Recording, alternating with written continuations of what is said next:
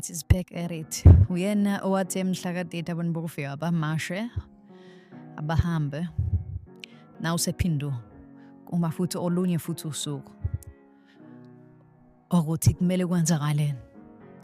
We kind of it looks like the momentum is staying down. Yalenta abantu bokufika but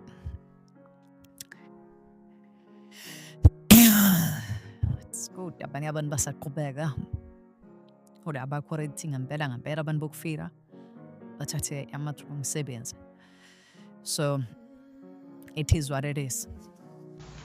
Okuhle ngokusebenzela abantu ukuthi nokunyenyanyayo nongafuni ukweseka uyahlomula kodwa kulento mayiselungile.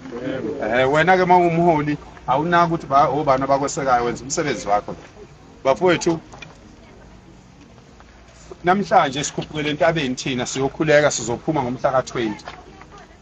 Njoba sizophuma ngomhla ka-20 nje entabeni masiphuma nje entabeni bafowethu lo 10 days kusukela kumhla ka-20 kuya kumhla ka-31 11 days.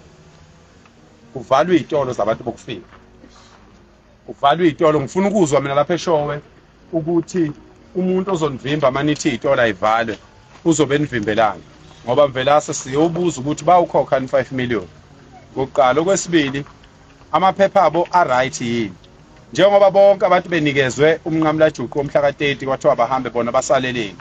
Uyabona ningakhulumike kakhulu nabantu bakamasipala ngoba abantu bakamasipala omasipala bonke kunabantu abadlayo ngabantu bokufika. So ningakhulumi ngapho kusukela manje kusukela Monday izitolo zabantu bokufika ziyavala and sicela insizwe izongena ezitolo manje ngoba sizokhuluma thina nama wholesalers la nama Christian Care la eSouth Africa ukuthi awenze lento ade yenza kulabo abantu bokufika abanikeze isitoko mahala ebese ukuthi after 60 days umuntu akwazi ukukhokha leyo mali leyo.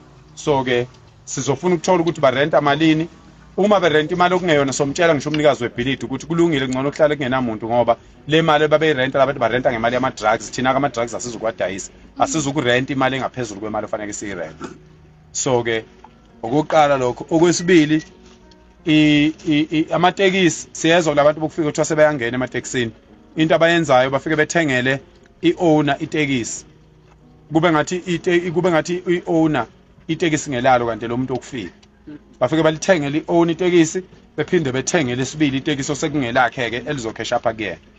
So ke nabo labo bamatekisi ufuna besilekelele ukuthi kungangeni isihlava emsebenzini wabo osuhlule uhulumeni. Labantu masithi bazodlizwe bafowethu bazodlizwe ngempela laba bantu. Uyabona masebengena into ehlula uhulumeni amatekisi bekwazi ukungena kuyona into eserious leyo.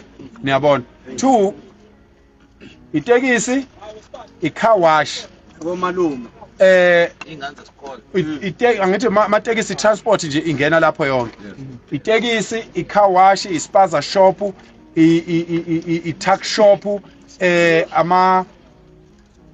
amalokhuza amasaluni indawo zokugundela nalabo occasion care babo siyayivala nje leyo nto bafowethu akekho umuntu ofanele abanele. Uma stand useyaboshwa mpimpana abantu abaqashisa abantu bokufika kwayena lo mnikazi webhilidi yena qobo uzoboshwa ngoba uqashisa umuntu okufika ongekho emthethweni.